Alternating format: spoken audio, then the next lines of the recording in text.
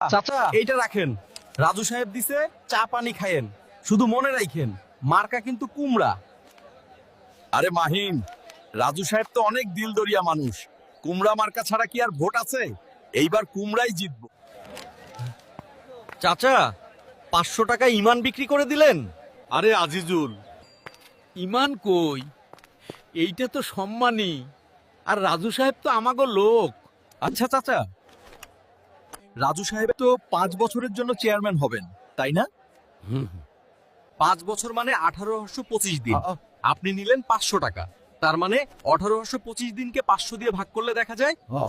আপনি আপনার নিজেকে আর এই গ্রামের ভবিষ্যৎকে রাজু সাহেবের কাছে প্রতিদিন মাত্র 27 পয়সায় বিক্রি করলেন। এই যে 27 পয়সায় বিক্রি হলেন, এর বদলে রাজু সাহেব যখন 5 বছর আপনার রাস্তার কাজ করবে না, তখন কি আপনি ওনাকে কিছু বলতে পারবেন? কেন কমু না? আমি ভোটার না। আপনি তখন ভোটার না, আপনি উনার কেনা গোলাম। কারণ টাকা তো আপনি আগেই খেয়ে ফেলছেন।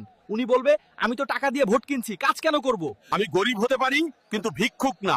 আমার ভোটের দাম 27 পয়সা না, আমার ভোটের দাম এই গ্রামের রাস্তা।